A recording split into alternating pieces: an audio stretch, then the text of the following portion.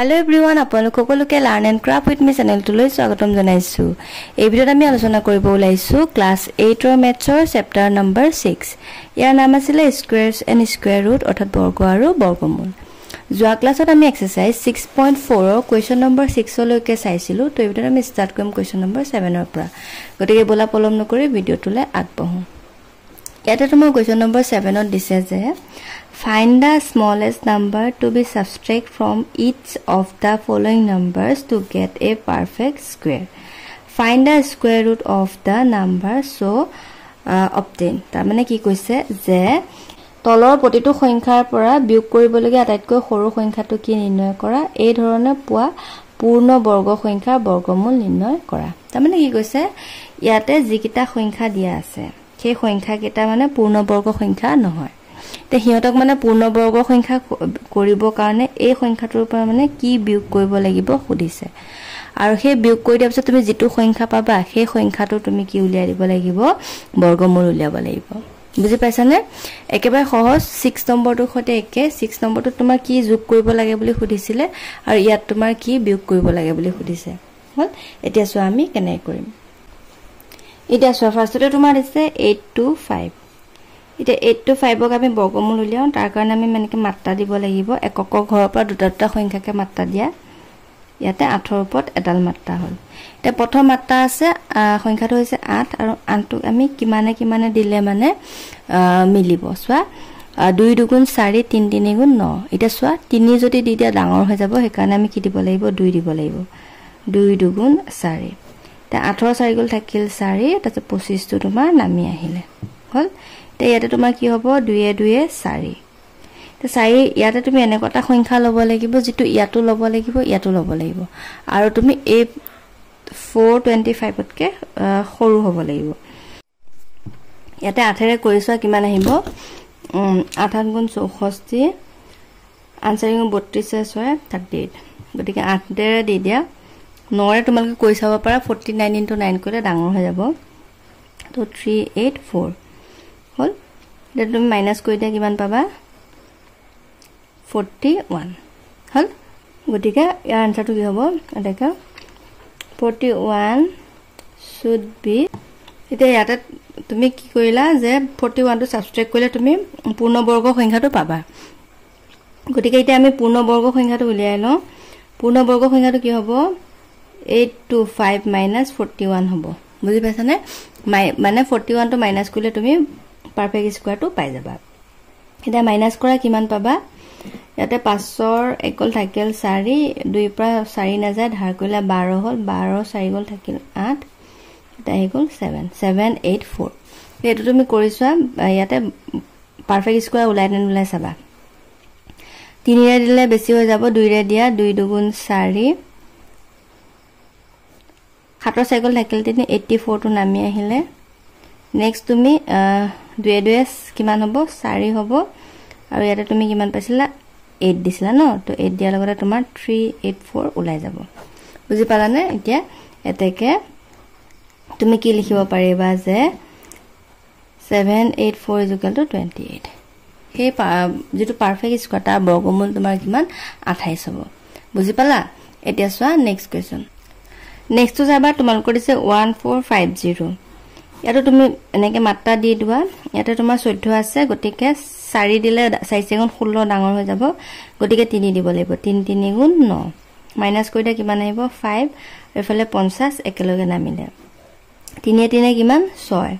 তে এইখিনি তুমি এনেকটা সংখ্যা বিচাৰিব লাগিব যেটোটা সংখ্যা মানে দিলে তোমাৰ কি হ'ব, ইয়াত আৰু ইয়াত একে হ'ব আৰু এ 550 তকে কম হয়।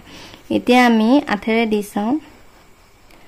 8 8 গুণ 64, 4 উকলিব 6, 8 6 গুণ 48 আৰু 48 6 কিমান হ'ব, 54 হৈ যাব। তো মাইনাস কৰা, মাইনাস কৰিলে তোমাৰ কিমান আহিব, 10 ৰ 4 গল থাকিল 6 হল। এতিয়া তুমি উক্ত সংখ্যাটোৰ পৰা কিমান মাইনাস কৰিব লাগিব, 6। গতিকে লিখিবা যে অসমীয়া মিডিয়ামে কি লিখিবা যে পূৰ্ণ বৰ্গ সংখ্যা পাবৰ কাৰণে উক্ত সংখ্যাটোৰ পৰা 6 মাইনাস কৰিব লাগিব। এতিয়া আমি সংখ্যাটো উলিয়াই লম। এটাকে দা নাম্বাৰটো কি হ'ব, তোমাৰ উক্ত সংখ্যাটোৰ পৰা কিমান মাইনাস হ'ব, 6 মাইনাস হ'ব। হল, এতিয়া 6 মাইনাস কৰিলে কিমান আহিব তোমাৰ, হল। এতিয়া এটো কৰিছোৱা 1444 2 रे দি দিয়া 3 रे দি দিয়া 3 3 গুণ 9 বাকি হল 5 4 4 আৰু ইফালে তোমাৰ মিলি গল হনে 6 8 8 ইফালে তোমাৰ 544 বুজি পালা না এটাকে √1444 = 38 বুজি পালা ইয়াৰ বৰ্গমূল তুমি কিমান পাইছা 38 এটো তুমি আলগা নিজেও কৰিব পাৰা খালি এটো কৈ চালে হল আৰু কিমান বিয়োগ কৰিব লাগে হেতু উলিয়াব পাৰিবা হনে যেটো বাকি সেই বাকিটো তুমি সেই সংখ্যাটোৰ পৰা বিয়োগ কৰি দিবা তোমাৰ আনসাৰটো ওলাই যাব নেক্সট 3 নম্বৰটো চাই লোৱা 3250 মাত্ৰা দিয়া এফালে প্ৰথমটোৰ মাত্ৰা কিমান পালা 32 পালা তে 32ক তোমাৰ কেবাৰ যাব 5 5 গুণ 25 আৰু 6 6 গুণ 36 6 দিলে ডাঙৰ হৈ যাব গটিকে 5 ৰে দি দিয়া 5 5 গুণ 25 ইফালে মাইনাস কৰা 7 হল ইফালে 50 টো একেলগে নামিলে হল তে পাছে পাছে কিমান 10 হল তে এটা তুমি এই যেটো 7 আছে 7 দি দিয়া কিমান যাব কিমান পাবা 7 7 গুণ 49 শূন্যটো কাৰণে 4 টো পাতি দিলো 7 গুণ 7 তামানে কিমান মাইনাস হল কিমান পালা বিয়োগটো বিয়োগ কৰি তুমি কিমান পালা 1 পালা হল এটাকে এটা ইয়াত আমি কি লিখিলো একে আৰু 1 should be subtract to get perfect square hall perfect square পাবৰ কাৰণে 1 মাইনাস কৰিব লাগিব হল এতিয়া এটাকে দা নাম্বাৰটো উলিয়াই লোৱা 1 মাইনাস কৰিলে কিমান পাবা 3250 minus 1 = 3249 এটা 3249 ক তুমি যদি বৰ্গ কৰা তেতিয়া কিমান পাবা সোৱা একে আৰু আগটো হতে 5 ৰে দি দিয়া 5 5 গুণ 25 হল 7 মাইনাস কৰিলা 49 আৰু ইফালে 10 দিয়া লগতে তুমি কিমান ইয়াত দিছিলা সোৱা 7 দিছিলা গটিকে ইয়াতে 7 দি দিয়া 749 বুজি পালা এতিয়া সোৱা √3249 = 57 বুজি পালা ইয়াৰ আনসাৰটো কিমান পালা 57 নেক্সট টু সোৱা 6262 হল ইয়াত তুমি 8 ৰে সোৱা 8 গুণ 64 গটিকে 7 ৰে দি দিয়া 7 7 গুণ কিমান 49 এনেকে মাত্ৰা দি লবা দে নাপাহৰিবা মাইনাস কৰোতে 13 আহিলে ইফালে 62 টো একেলগে নামিলে হল 7 7 14 ইয়াতে মই হৰণ কৰি চালো 9 ৰে দিলে তোমাৰ মিলে নহলে তোমাৰ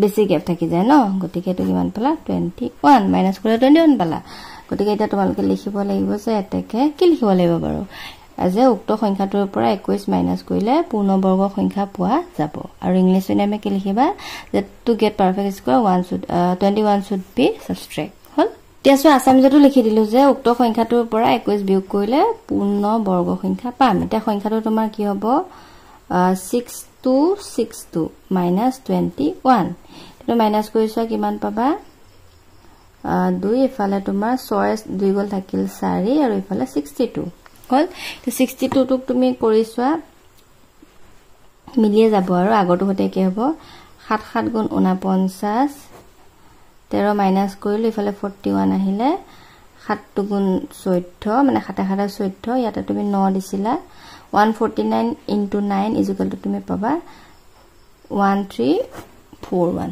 বুজি পালা নে এটো হৈ গল ইয়াৰ আনসাৰ এটাকে বৰ্গমূলটো লিখি দিবা যে 6241 = 79 79 ৰ স্কয়াৰ কৰিলে তুমি কিমান পাবা 6241 বুজি পালা এটো হৈ গল তোমাৰ আনসাৰ নেক্সট কোৱেশ্চনটো চাই লও ইয়াতে তোমালোকৰ দিছে যে what is the nearest perfect square number of 4612 তাৰ মানে কি কৈছে 4612 ৰ ওচৰত থকা পূৰ্ণবৰ্গ সংখ্যাটো খুদিছে তাৰ মানে এটো তোমাৰ পূৰ্ণবৰ্গ সংখ্যা নহয় তো আমি কি কৰিম এটোক আমি ভাগি লম পূৰ্ণবৰ্গ সংখ্যা বনাই চাই লম যেটো বাকি ৰয় হেতু আমি কি কৰিম মাইনাস বা প্লাস কৰিলে ওলাব তোমালোকে চাই লোৱা তেতিয়া বুজি পাবা এটা সোৱা সংখ্যাটো তোমাৰ দিছিলে 4612 হল এটা এটো আমি কৰি চাম মাত্ৰা দিলা প্ৰথমতে 46 পাইছা 7 7 গুণ 49 ডাঙৰ হৈ যাব গটিকে 6 ৰে দিয়া 6 6 গুণ 36 0 10 আৰু ইফালে 12 নামি আহিলে